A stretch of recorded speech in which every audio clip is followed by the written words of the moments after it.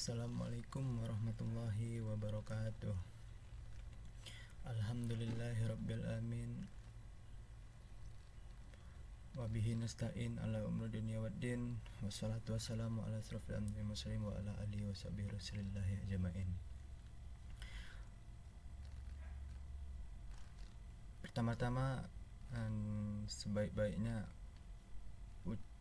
kalimat yang kita lontarkan kepada Allah Subhanahu wa taala dengan mengucapkan lafaz alhamdulillah, yang mana telah Allah Subhanahu wa taala memberikan kita nikmat, segala nikmat, dan Allah Subhanahu wa taala juga yang mengajar kita sebaik-baiknya ucapan terima kasih kita kepada Allah Subhanahu wa taala.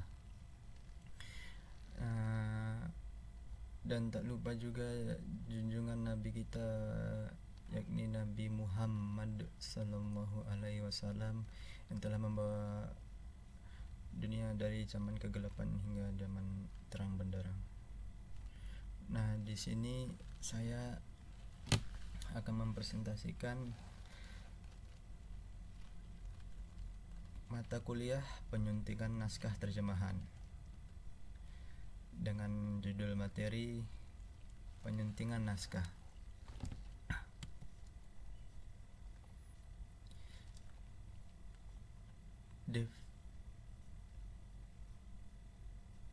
Masuk poin pertama, definisi penyuntingan naskah. Nah, kata dasar sunting melahirkan bentuk turunan menyunting, atau kata lain verba penyunting, dan penyuntingan dengan kata lain nomina. Kata menyunting bermakna menyiapkan naskah menjadi siap cetak atau siap terbit dengan memperhatikan sistematika penyajian, isi, dan bahasa, atau dengan kata lain meliputi ejaan, diksi, dan struktur kalimat. Orang yang melakukan pekerjaan menyunting disebut penyunting. Dengan demikian, penyuntingan naskah adalah proses atau cara menyunting naskah. Penyuntingan naskah. Pada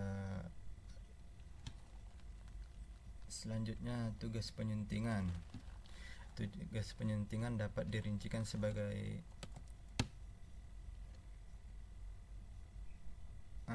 poin pertama, menyunting naskah dari segi kebahasaan, atau dengan kata lain ejaan, diksi, dan struktur kalimat. Yang kedua, memperbaiki naskah dengan persetujuan penulis atau pengarang. Yang ketiga, membuat naskah enak dibaca dan tidak membuat pembaca bingung. Dengan kata lain, memperhatikan keterbacaan naskah. Dan yang keempat dan terakhir, membaca dan mengoreksi cetak coba atau proof. Syarat menjadi penyunting. Syarat yang harus dipenuhi seorang penyunting ialah, di sini ada A, B, C. Ini urutannya.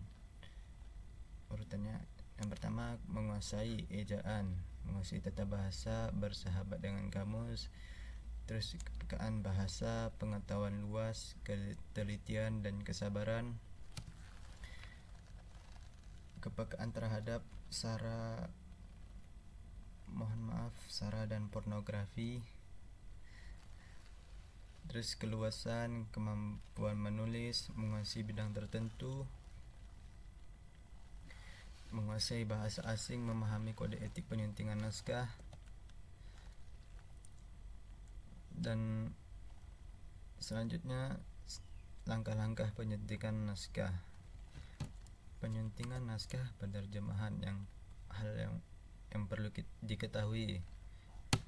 Pertama, pra penyuntingan naskah dan sesudah penyuntingan naskah.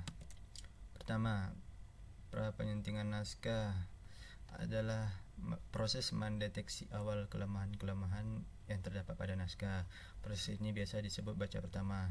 Seorang penyunting akan melakukan proses baca cepat dan baca cerdas untuk mendeteksi naskah. 2021 Balikpapan.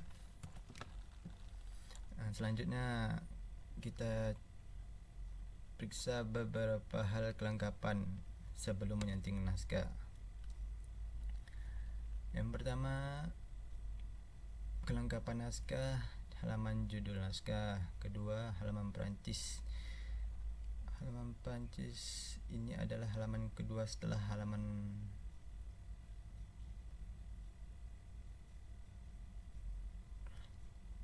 Perancis itulah adalah letaknya di sebelah kanan dan berisi judul, subjudul dan lain-lain. Terus yang ketiga, halaman utama. Keempat, halaman hak cipta atau copyright. Kelima, halaman persembahan atau dedikasi. Yang keenam, daftar isi, daftar tabel, ada daftar singkatan, ada daftar lambang, daftar ilustrasi itu gambar, prakata, kata pengantar, kata pendahuluan, bab-bab, daftar kata asing, daftar istilah, daftar pustaka atau dengan kata lain bibliografi, lampiran, indeks, dan terakhir biografi atau daftar biografi singkat atau biodata. Nah, berikut ini lampiran contoh form kelengkapan naskah sebuah naskah. Nah, teman-teman di sini bisa lihat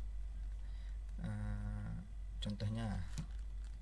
Ini judulnya formulir kelengkapan naskah sampai batas pertimbangan.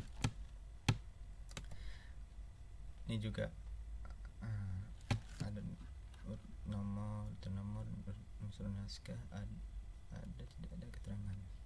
Saya juga seperti ini, dari daftar isi sampai pestis atau CD atau URL. Selanjutnya, penyuntingan naskah pada dasarnya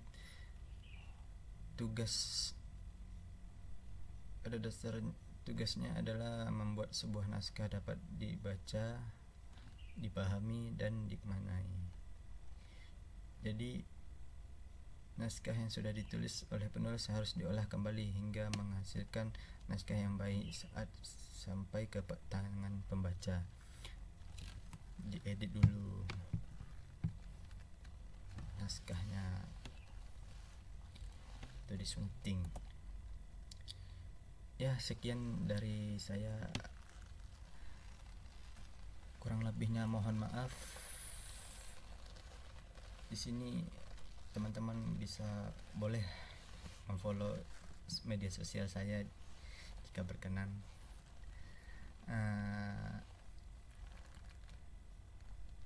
Kita tutup dengan